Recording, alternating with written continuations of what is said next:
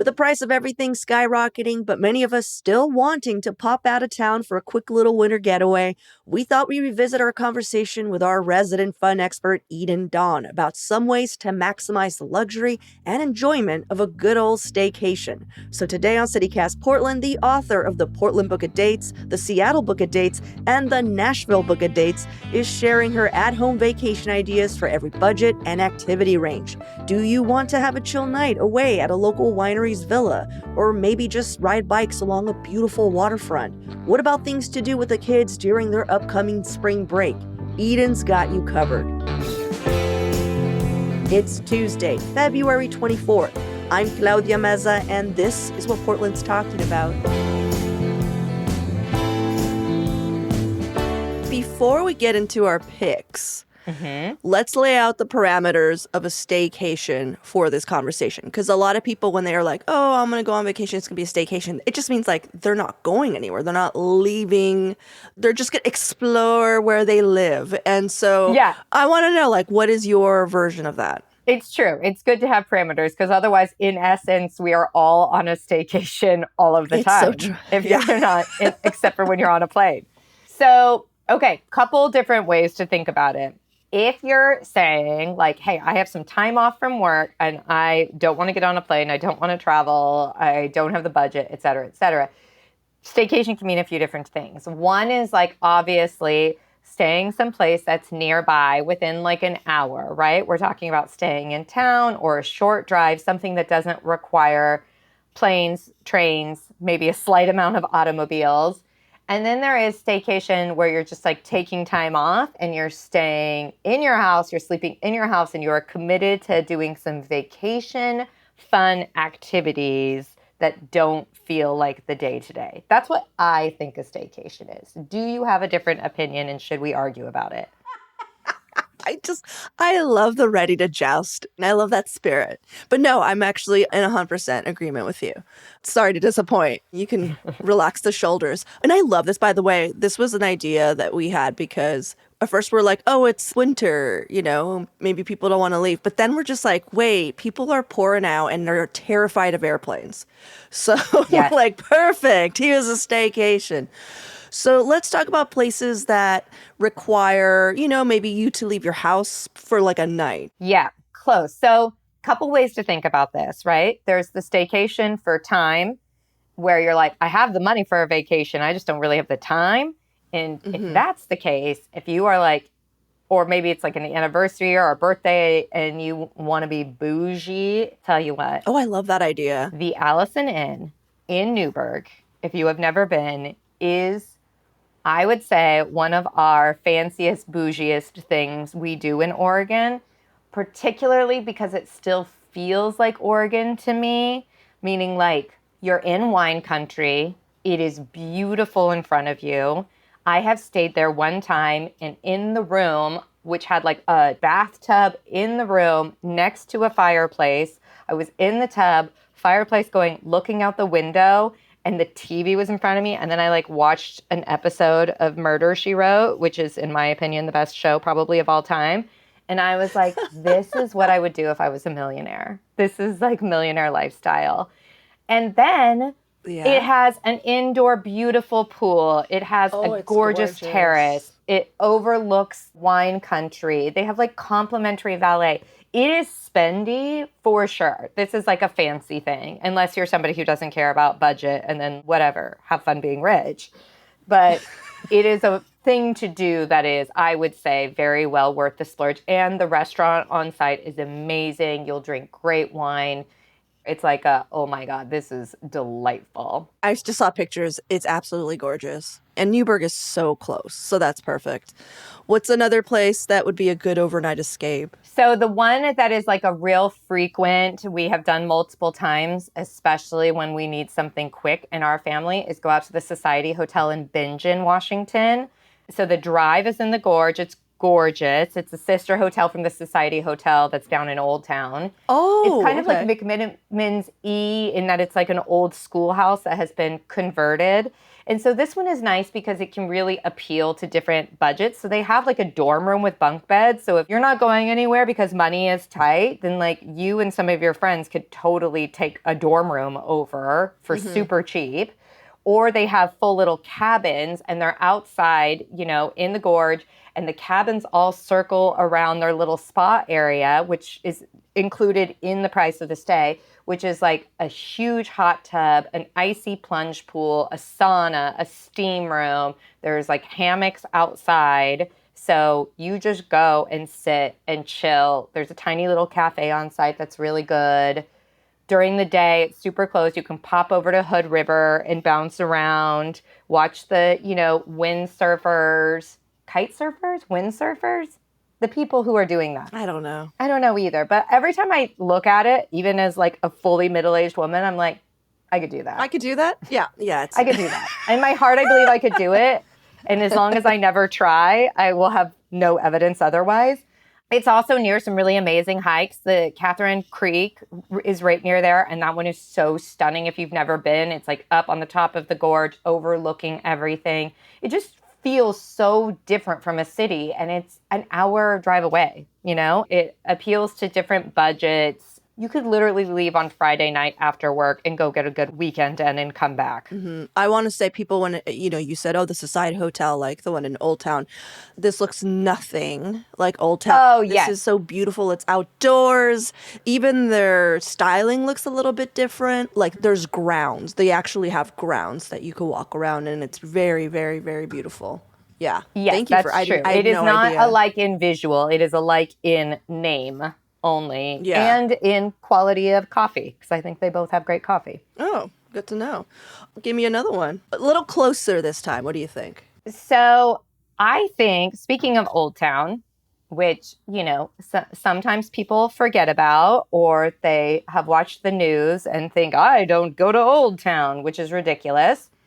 I think that going to stay at the Hoxton for a night is lovely. So the thing I love about the Hoxton is, first of all, it has multiple bars on site, right? They have this little basement speakeasy, which is gorgeous. And they have like DJs. I've been in the past when they've had like a tiny little jazz band playing down there. And then the rooftop, Tope, which is gorgeous. It's all tiled and it has, great margaritas, but it has this outdoor rooftop. And if you go at sunset and you look over the whole city, it is stunning.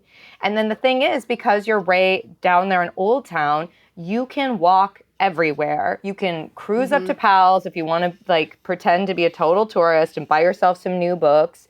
You are a stone's throw away from Darcel's, which you know that I'm going to always advocate for, of going to have a night of drag.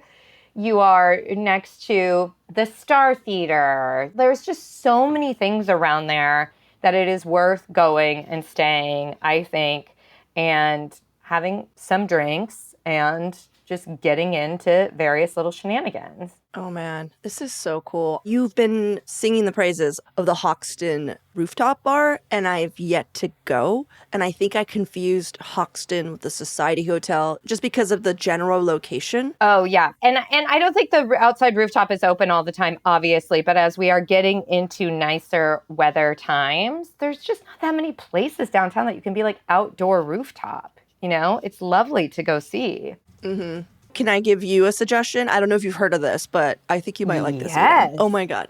I have one. Okay. So Portland Monthly, you used to work there, so I think you've heard of this publication. They had sort of like a release party for their first print in like, it feels like years. I'm going to say years. It probably wasn't, but for a long time. And it was at this place called Winery Lane Collective, kind of like in the outskirts of Beaverton.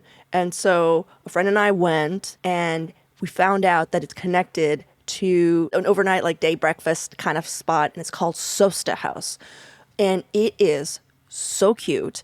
Same thing, you can overlook their winery and the vineyards, and it's so beautiful. They did such a good job. Wow. Okay. Yeah, Cool. and I'll it's check it not out. that price. I don't think it's that pricey at all. I think that they are making it so people could, if they wanted to, go to Beaverton. There's a lot of undeveloped areas, and there's actually vineyards out there. So you should go check this out. It's gorgeous.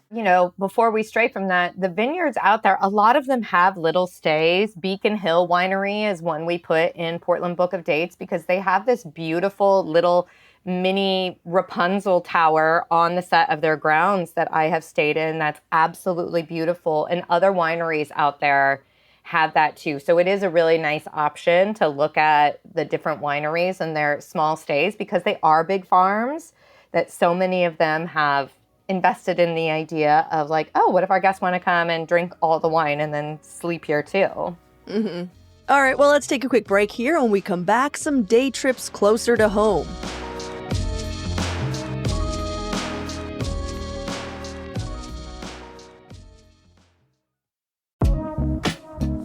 Portland, bundle up, we're going agate hunting, and Newport is home to some of the best agate hunting on the Oregon coast. They even have a super rare and sought-after variety named after them, the Newport Blue. And if you're like me and mistake every shiny rock or piece of glass for agate, don't worry, there's usually 1 to 10 unofficial experts on the aptly named Agate Beach ready to tell you what to look out for. Afterwards, you can warm up with a hot meal at local Ocean Seafoods or a South Beach Fish Market or Clearwater restaurant, all while overlooking sea lions. There is truly something for everyone in Newport. Plan your trip today at discovernewport.com/citycast. That's discovernewport.com/citycast.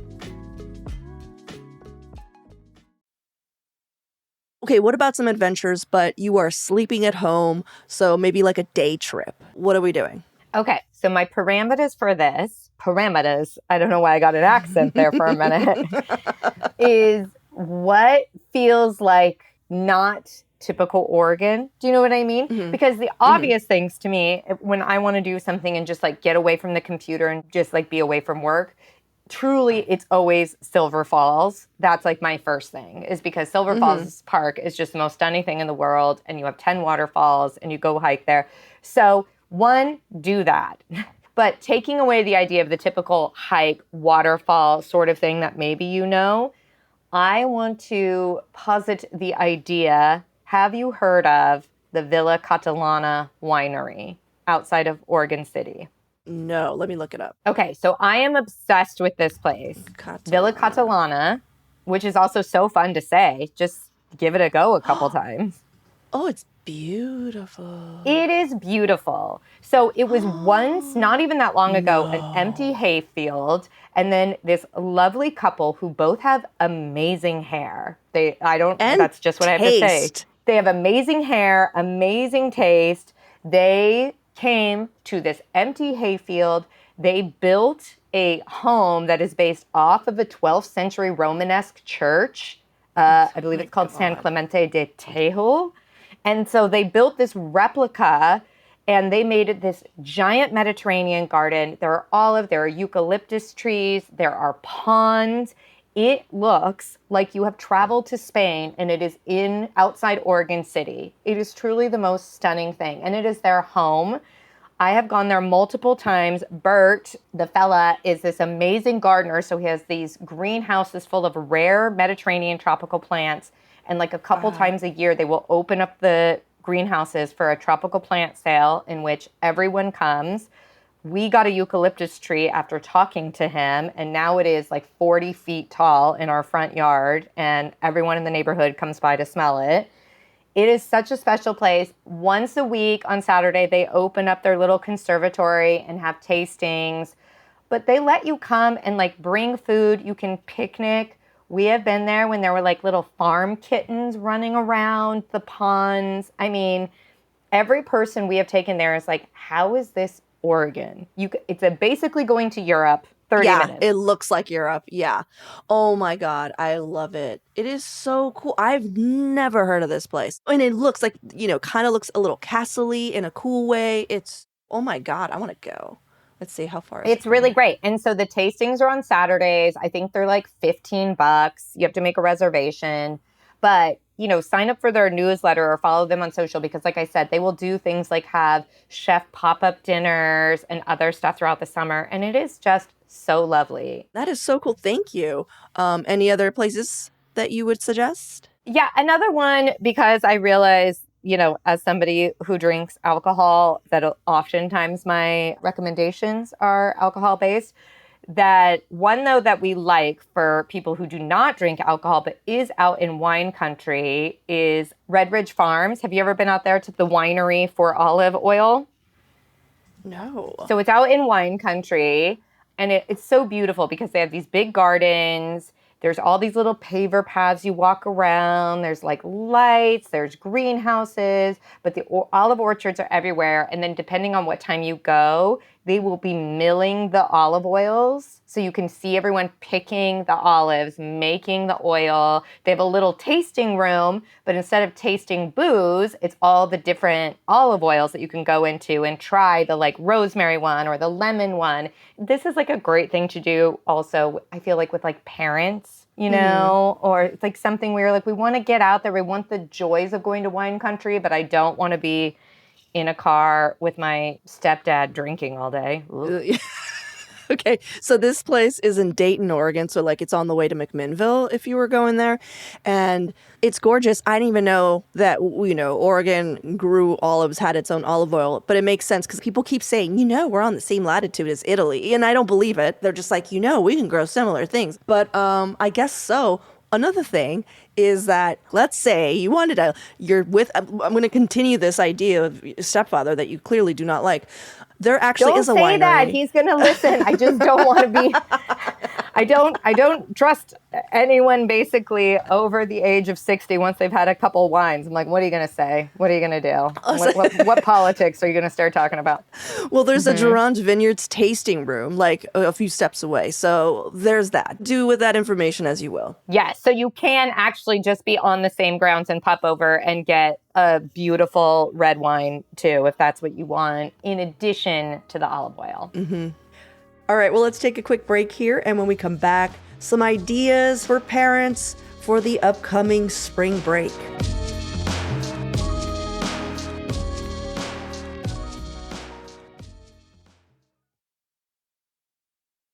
Okay, so spring break is coming up, and there's going to be a lot of parents right now, I think, with children. They just are like, we're not going anywhere. It's expensive.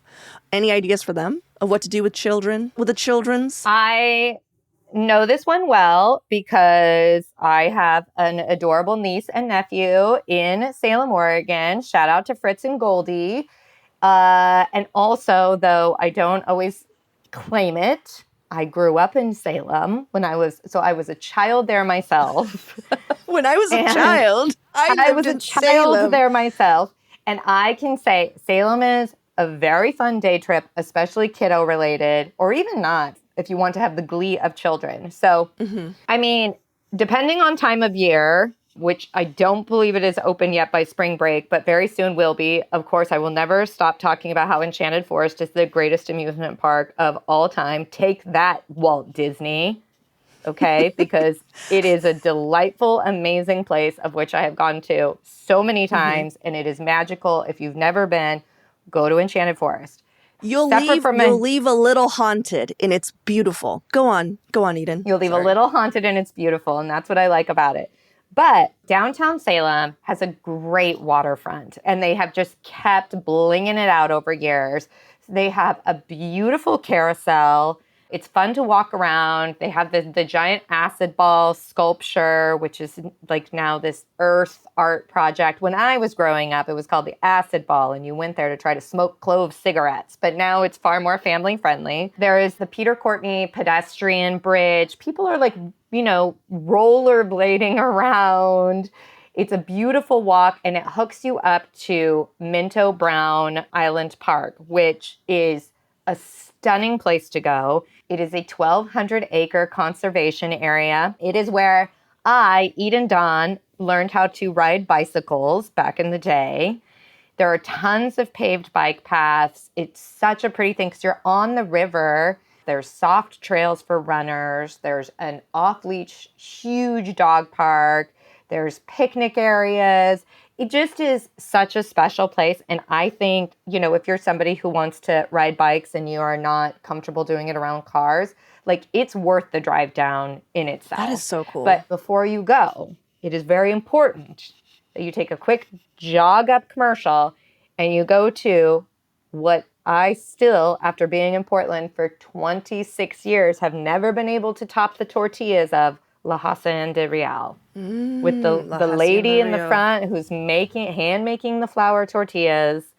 I dream of those veggie fajitas in my sleep. Is it a chain? Because I see one in Beaverton. I see one in It's like Kaiser.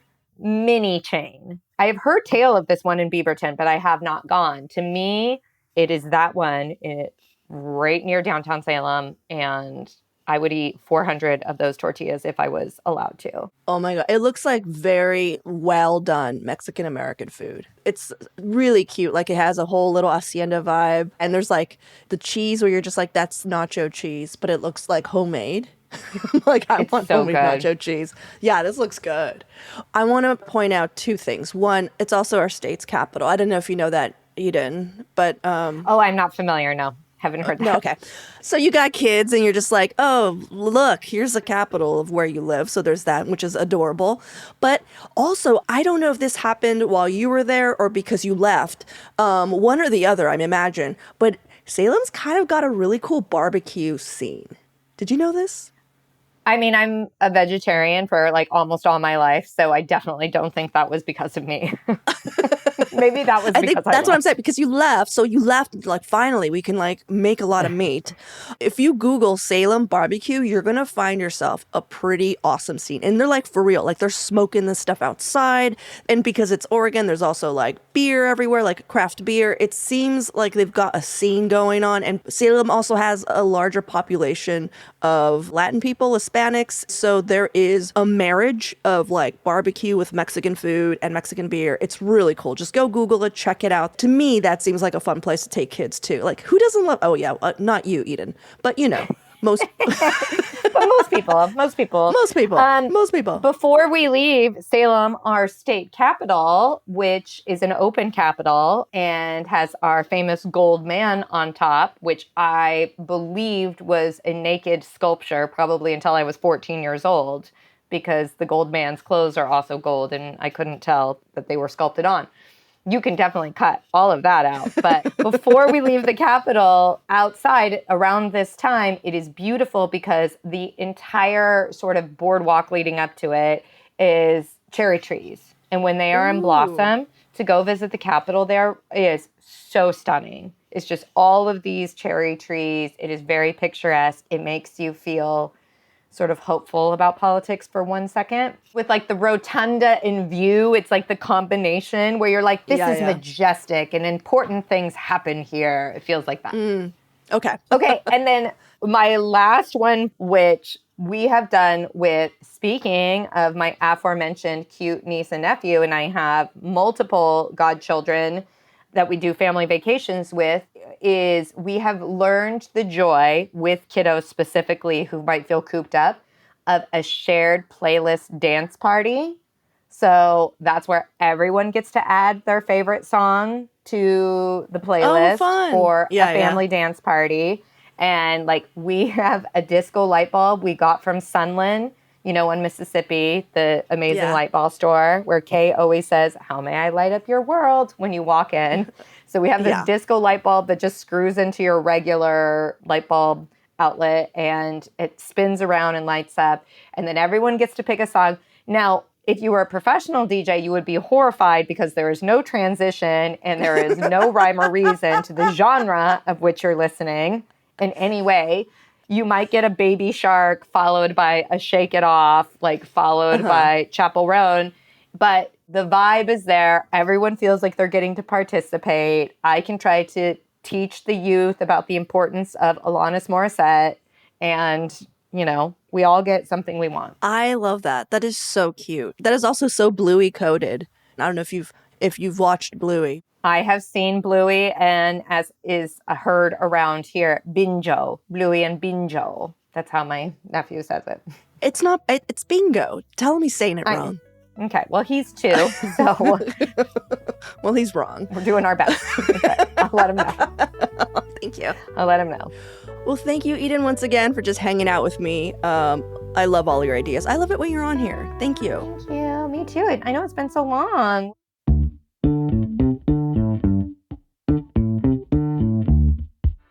Well, that's all for today here on CityCast Portland. Thanks so much for listening. We'll be back tomorrow morning with more from around the city. Until then, see you at Slim's.